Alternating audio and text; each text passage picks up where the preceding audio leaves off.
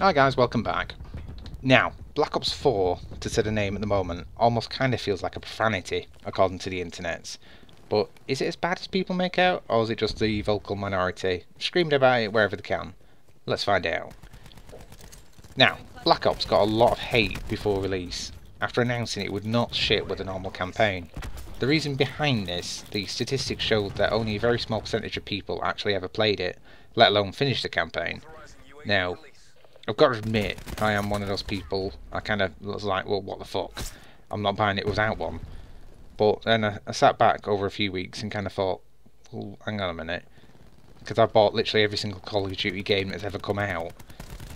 The last few, thinking back, I didn't finish the story mode on Black Ops 3 or Infinity Warfare. I don't even think I tried the campaign on Advanced Warfare. And then I realised I was getting angry over something which really didn't matter to me personally anyway. So after realising that, I took the plunge over Christmas and bought it myself. Also helped there's a bit of a discount as well. I think they knocked 15 quid off, which is enough to tip me over the scales. When it's £45, but if it's 30 quid, yeah, I'm going to get it.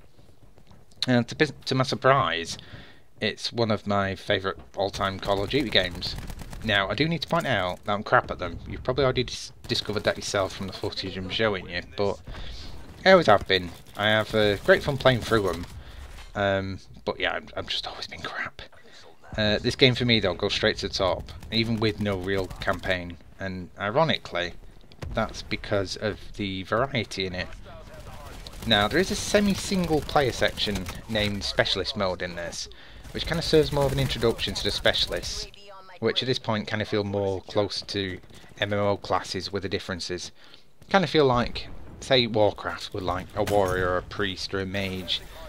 The guns etc. don't really change per specialist, but your abilities do, and these can either make or break a game depending on what you've got.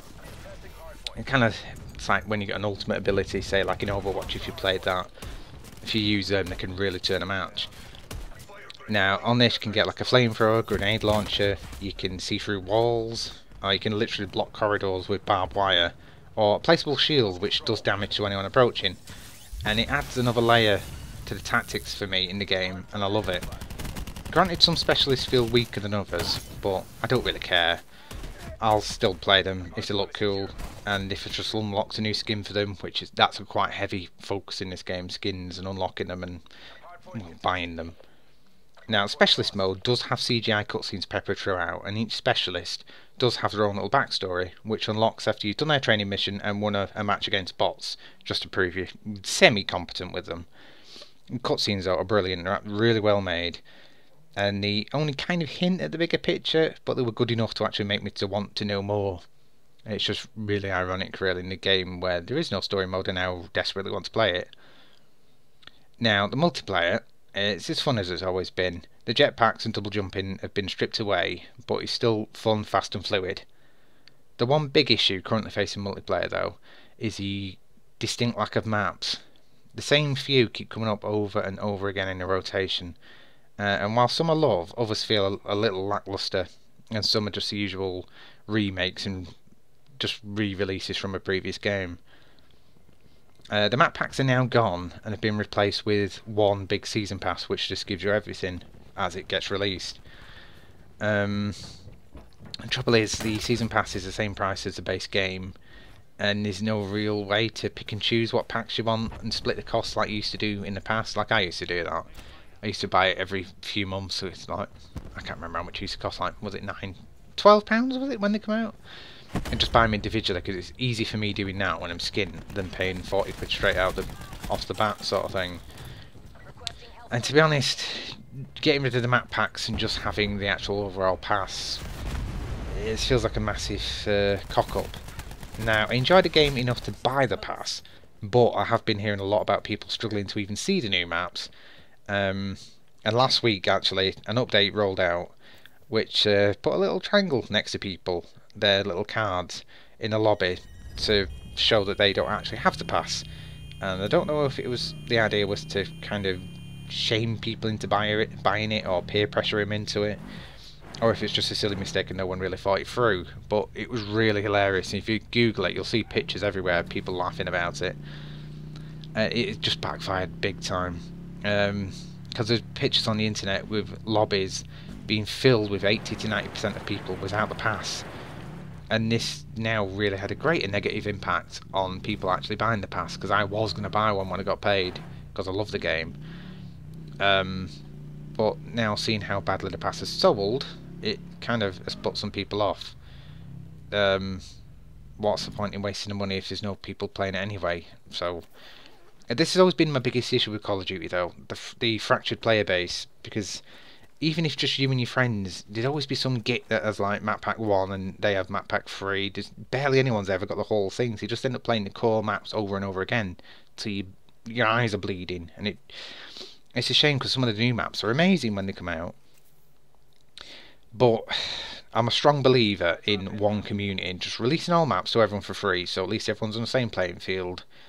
People will be happier, the game will last longer, it'll have more longevity, and you can always make your money from other crap, because they've got skins and gun skins and all sorts of crap in this now, so you could easily do that kind of stuff. And for anyone that's bought the game, bought the pass, just give them compensation, like give them a load of in-game currency or something, because you still obviously unlock the zombie mode, the more maps for that, which is perfectly fine. I don't mind them charging for that, because that's like a separate game in itself. But if your multiplayer game dies, the whole core game will die, because if people walk away from it, you're never going to get them back, because they'll just move on to something else. So I do think they should just release all the maps and just do something else. For anyone that's already bought it, just fix it. Now, onto the zombies mode, as I just mentioned it. I've never touched the mode much before in the past, because I always found that I was too crap at it, and none of my friends played it, all one of them. And I could try and solo it or go online, but I never wanted to go online without knowing what I was doing, because I get torn to shreds, because you know what these communities can be like. And solo I found just too hard, so I couldn't do it, so I just dumped it. With Black Ops 4 though, the zombies mode is now amazing.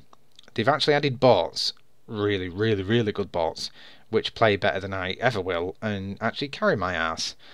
This means I can actually experience the game, have some fun, learn to see the map, and now I'm a little more practiced and know what I'm doing. I've actually started venturing online, and it's amazing fun when you know what you're doing. You start with, I think it's 3 different maps at launch, with my personal favourite being the Titanic, and they've recreated it amazingly well. They've even put the damn iceberg in there at the beginning, and it feels like a proper self-contained level, complete with cutscenes, and they've just really gone to town with it this time. But I just love it, the fact you can play it with bots completely offline, still level up, still unlock new stuff, and I think that's a master stroke, so I will actually buy the pass just so I can play that. Now, onto the main attraction, of course, is Blackout. Call of Duty stab at the Battle Royale mode. Is it any good? Well, in short, yeah, it's hilarious. It's still got its issues, sure, but it's a great take on it.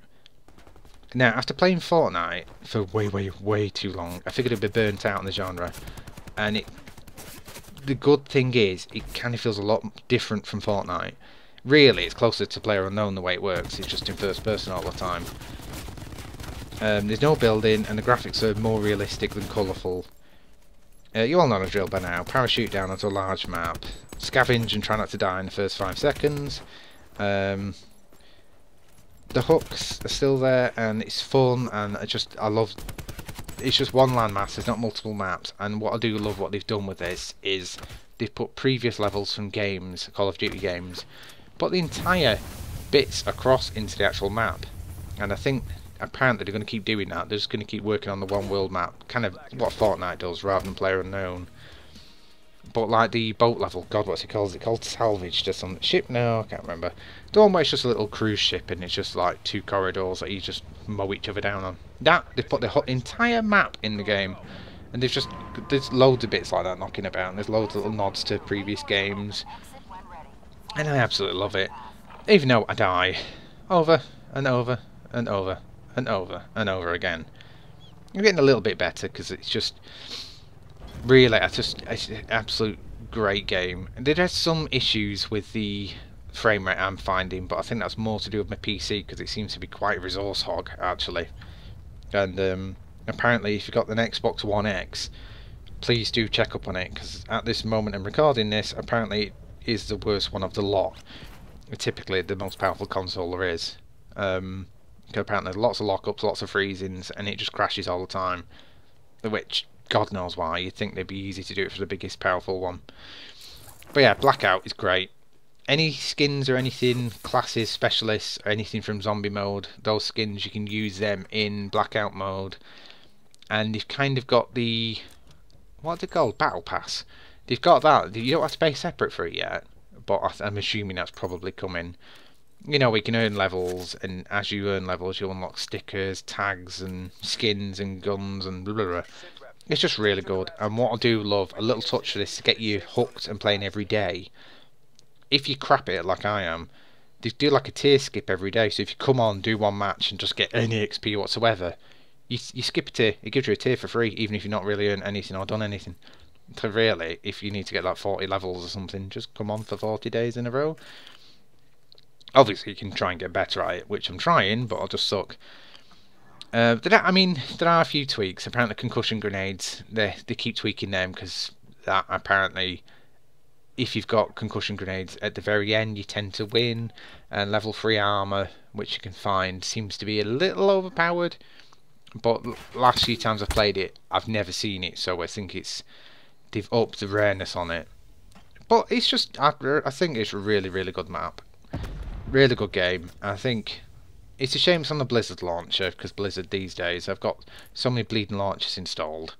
I just wish it was separate from that. But I've had no technical issues with it. It works on my PC fine. The only issue I have had, which is completely irrelevant for anyone, if I try and record it with my Elgato as normal, the game doesn't bleeding launch. So I've had to use a Windows recorder. So if this looks a bit iffier than usual, that's why. But yeah, hopefully you've enjoyed it, guys. Please give it a go if you've liked the other ones. Personally, I'll keep playing it. Absolutely love it. It's just a really, really good game. Even though suck at it, you can have fun with it, and it's a sniper's dream if you're any good at sniping. The map is that big, there's that many trees and buildings and all sorts. If you're good at sniping on this, you're gonna rule the damn thing. So yeah, any comments, please leave them below, and please subscribe. Thank you very much, guys. See you later.